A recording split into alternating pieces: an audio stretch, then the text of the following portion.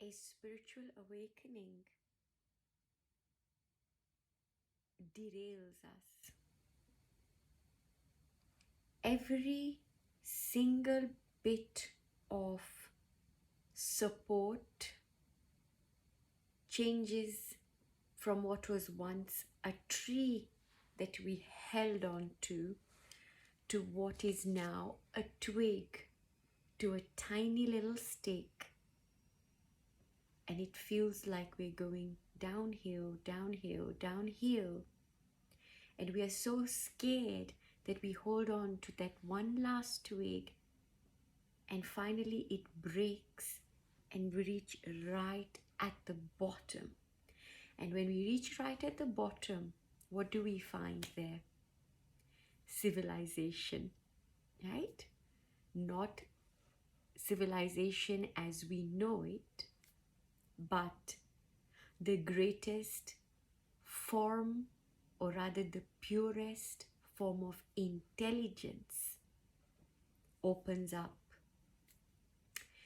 And that's when you think, and that's when you feel, or you become aware rather, aha, so this is what this was about.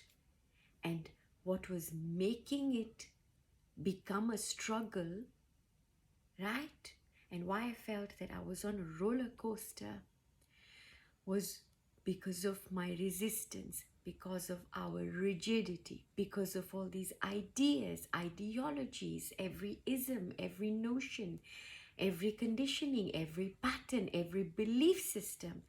All of these are like that tree that was never really there, that we were holding so tightly. Now, during this process, one of the things that we hold on very tightly to is our concept of abundance. I chose to speak about abundance today because I was recently involved and a participant as the crab cutting yogi alongside my other two ventures, Kia Craft, which is all my artistic work, and Mama Kizo Chocolat, which is where I work as a chocolatier. Anyway, so we went in with all of this, and what I felt was missing, or what I really felt across, even with all the clients that came to see me, was, wow, I love your art. There is such amazing vibration. When I can afford it, I will have my home filled with exactly this art, right? Because the art is living, it speaks to you, it's filled and infused with crystals.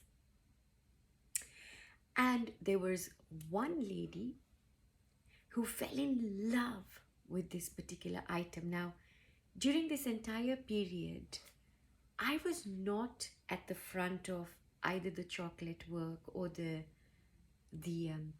artwork. I was busy with my healing clients. So I was busy back to back. I had one client after the other. So zero attention to what was happening at that front.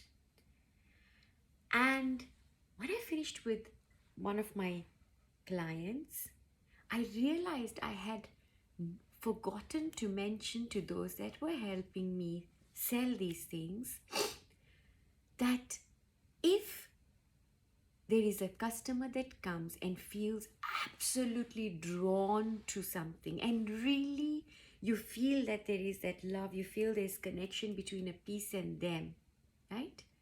Then that piece is meant to be theirs. So let money not be a factor, and please ask them to name their price and just take it. Yeah.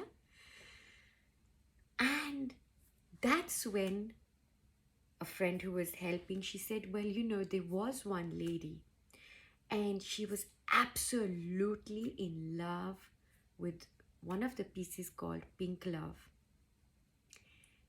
So they found her, and eventually she named her price and gave what she could, and in exchange she also brought her own goods from her stall and gave so much of her stuff to us.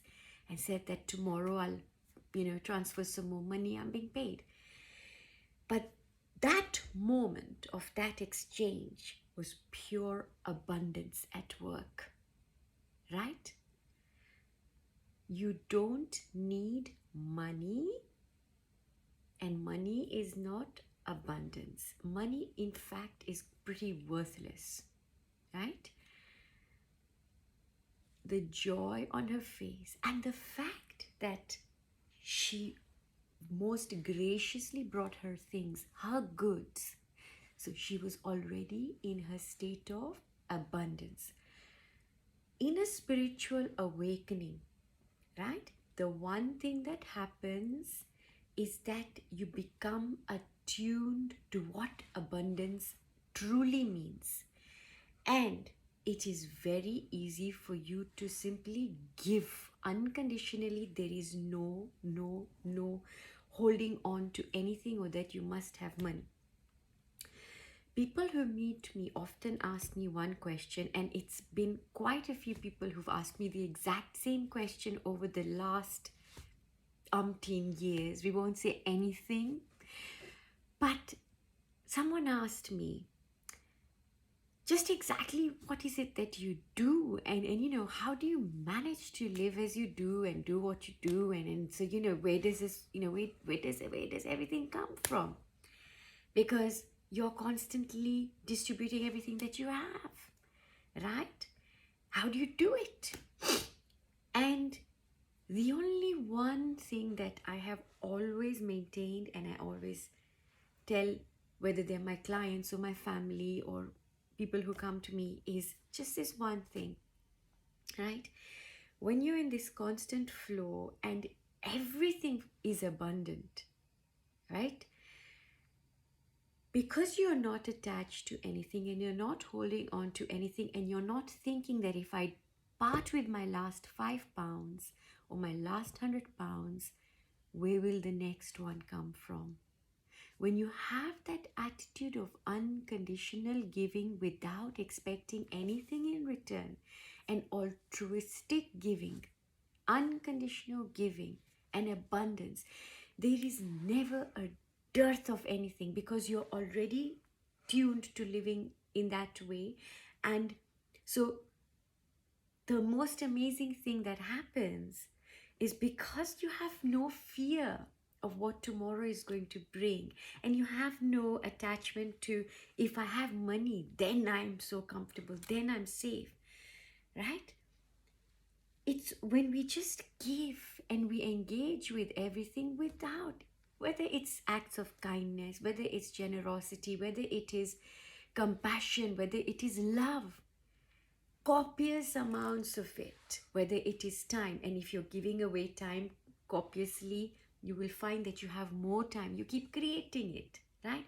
Because the more that you are in the here and now, and whatever it is, that wherever you are, you'll find that you're bending reality. And when you bend reality, right, you seem to have more of everything, and you have more of time. Time is on your side, and your aging as well starts to decline. Sorry for digressing for a moment, but back to abundance. Abundance comes in so many forms. My secret of abundance is to give away with so much love, right? Don't hold on to anything. It doesn't matter how many times you gave away, right?